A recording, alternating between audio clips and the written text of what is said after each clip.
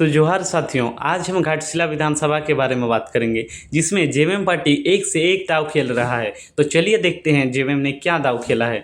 JMM ने एक post साझा किया जिसमें देखिए क्या कह रहे हैं, जिसमें रामदास सोरेन जी की पत्नी एक किसी वोट प्रचार या किसी प्रोग्राम में भाग ली हैं। तो देखिए पोस्ट में क्या लिखा है, घाटशिला वालों, ये वोट नहीं, एक पत्नी के बलिदान और एक मां के आंसुओं का सम्मान है। याद कीजिए, पूर्व मंत्री स्वर्गीय रामदास सोरेन जी ने घाटशिला के लिए अपने जीवन समर्पित कर दिए और उनकी पत्नी ने अपने पति को जीवन देने के लिए अपनी किडनी दे दी। आज वही त्याग और बलिदान की प्रतिमूर्ति सोरेन जी की पत्नी अपने बेटे को लेकर आपके सामने खड़ी है। वे कोई पद नहीं, बल्कि सोरेन जी के अधूरे सपनों को पूरा करने की जिम्मेदारी है। एक माँ का दर्द और संकल्प यही है कि मेरा बेटा अपने पिता के अधूरे कार्यों को पूरा करेगा। घाटशिला की जनता इस त्याग को व्यर्थ ना जाने दे। आपका एक वोट इस परिवार के बलिदान को सच्ची श्रद्धांजलि होगी। तो आइए देखते हैं किसने कितना त्याग दिया और किसने कितना दर्द झेला। इसमें इन्होंने कहा है, ये एक पत्नी का बलिदान, माँ के आंसुओं का सम्मान है। तो आप बताइए और देखिए, ये जो मेरे स्क्रीन में दिख रहा है, ये घाटशिला क्षेत्र के जादूगढ़ यूरेनियम माइंस के रेडिएशन को झेल रही माँ है। जो माँ नहीं बन पाती है, इनकी कोख सूनी रह जाती है। अगर माँ बन भी जाती है तो बच्चे अंधे, लंगड़े, विकलांग पैदा होते हैं। यह सिर्फ वहाँ हो रहे यूरेनियम के खनन से निकलते रेडिएशन के चलते। जेएमएम की इस पोस्ट पर इन्होंने कहा है कि रामदास सोरेन जी को उनकी पत्नी ने उन्हें अपना किडनी दे दिया, लेकिन इन बच्चों ने सिर्फ एक किडनी नहीं, अपना जीवन झारखंड को समर्पित कर दिया।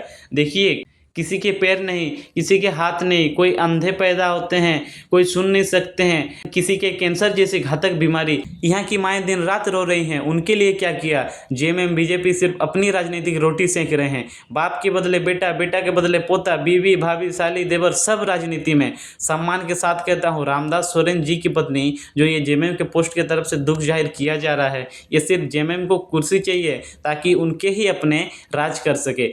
रामदास सोरेन जी के अच्छे स्वस्थ बच्चे हैं, ढेरों धन संपत्ति है, टाइल्स लगे सुंदर पक्की मकाने हैं, लेकिन इन गरीब झारखंडी आदिवासियों भाइयों बहनों के पास ना तो सही घर है, ना खाने को सही अनाज, ऊपर से प्रत्येक घर में 2-4 लोग विकलांग।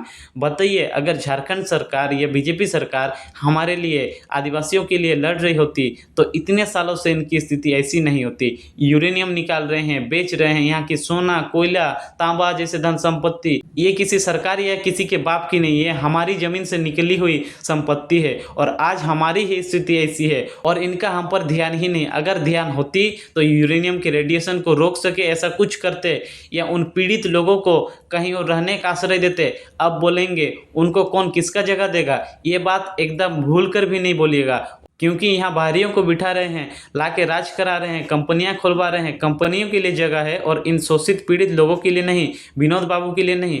अब आप सोच रहे होंगे सब तो धोखेबाज है, हम इस बार समर्थन करें तो करें किसका। देखिए, मैं जिसको काम करते हुए देख रहा हूँ, जो अच्छा कर रहा है, झारखंड के लिए लड़ रहा है, वो है जेल कैम्प। इन जादूगढ़ा के गरीब पीड़ित लोगों के लिए पहली बार जो बोला था वो थे टाइगर जयराम महतो, जिसने सदन में भी यहाँ के पीड़ित लोगों के लिए आवाज़ उठाया। पहले जादूगढ़ा के लोगों को कौन जानता था, की स्थिति को कौन जानता था, कोई जानता नहीं था, हमारे यहाँ के लोग जानते नहीं थे।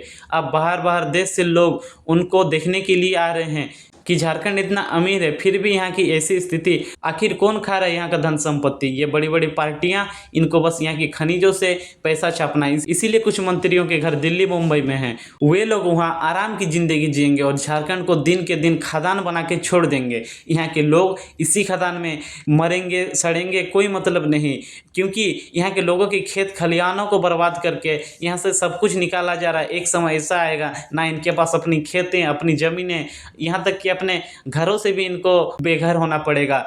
यहाँ के लोग मरे चाहे जिए, इनसे इनका कुछ मतलब नहीं होगा, क्योंकि ये तो बस झारखंड को कमाने का जरिया बना लिए हैं और कुछ नहीं। इसीलिए कहता हूँ, इस बार एक अच्छी पार्टी को समर्थन करें, जो आपके लिए लड़ता हो, जो आपके लिए सही करे, जो आपके लिए सैलरी तक बांट दे रही है, उसको जेल कैम्प को सपोर्ट करें, या फिर जो मर्जी कीजिए। क्योंकि अगर इस बार सही नहीं चुनेंगे, उन्हीं को चुनेंगे। सोचिएगा कि मेरे जात का है, पहले उसको वोट देते थे इसीलिए वोट देंगे, तीर धनुष छाप है, कमल फूल छाप है, ये पार्टी ऐसा है, वो पार्टी ऐसा है। अगर उस तरह की बातें सोचेंगे तो फिर आपकी मर्जी, आप जो करना है कीजिए, क्योंकि चाहे तीर धनुष हो, चाहे कमल छाप हो, चाहे हल हो, चाहे कुछ भी हो, अगर ये लोग आपके लिए कुछ करते तो आप सोच कर देखिए 25 साल के झारखंड में अभी भी लोगों की स्थिति ऐसी है कि ये लोग जो जादूगोड़ा के लोग हैं ये एक एक सेकंड दर को झेल रहे हैं। तो सोचिए हमारे यहाँ के लोगों की क्या स्थिति है, फिर भी उनको उसी स्थिति में छोड़कर ये लोग सिर्फ कमाने के लिए जी रहे हैं।